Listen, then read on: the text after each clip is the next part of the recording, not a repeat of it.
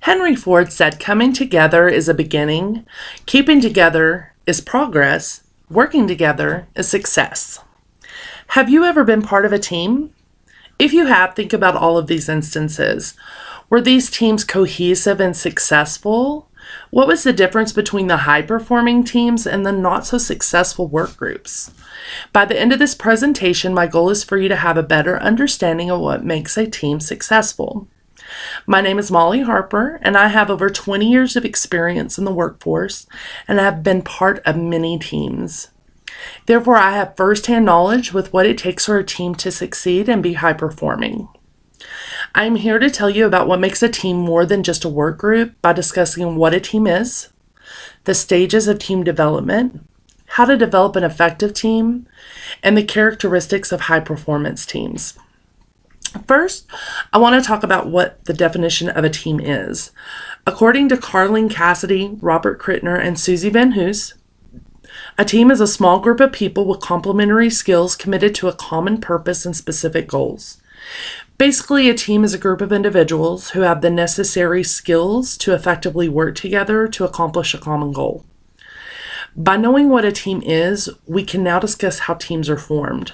This brings us to my next point, the stages of team development. Bruce Tupman developed a model of how teams are developed. There are 5 distinct stages when teams are developed. Stage 1 is forming. In the forming stage, teams begin by individuals coming together to complete group assignments. Stage 2 is storming. In the storming stage, conflicts and disputes arise as team members are beginning to work together and are trying to figure out their role within the group. Stage 3 is norming. In the norming stage, disputes are settled and roles are assigned so the group is now a collective team. Stage 4 is the performing stage. In the performing stage, team members work together cohesively to accomplish the common goal. This is the stage where teams are now considered high-performance teams.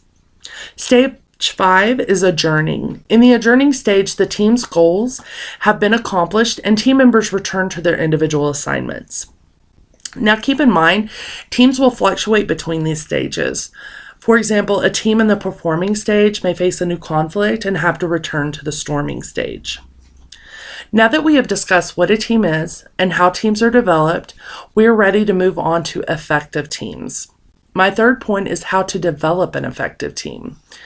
There are 4 primary steps that should be followed to develop an effective team according to Cassidy, Krittner, and Van Hoos. The first step is to make sure as a leader that you set up the team properly. When possible, team members should be chosen who complement each other's skills and are willing to work together as a team. The team's purpose must be communicated and rules and procedures need to be established. The second step is building trust and credibility. Leaders need to be upfront and honest with the team and expect the same from all team members. All team members need to be involved and need to be encouraged to collaborate. The third step is valuing diversity. When teams value diversity, respect is established within the team. The final step is leveraging individual team members' strengths for the common good of the team. By focusing on each member's strengths and applying those to tasks, effective teams will exceed expectations. Now, up until this point, we have discussed what a team is, the development stages of teams, and how to develop effective teams. We are now ready to discuss my final point, the characteristics of a high-performance team.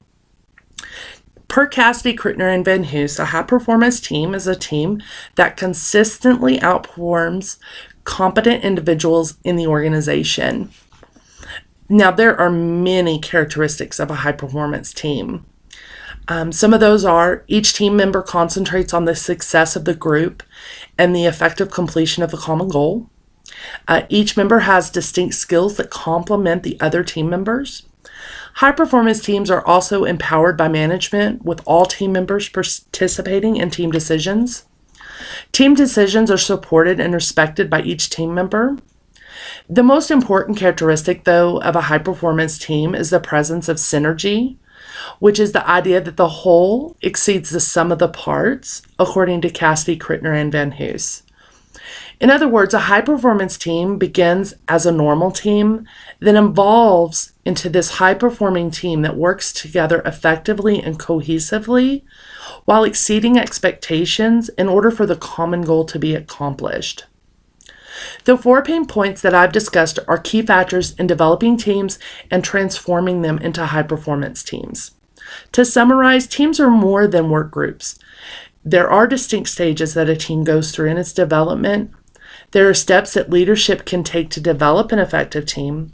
And finally, teams can evolve into a high-performance team that has distinct characteristics.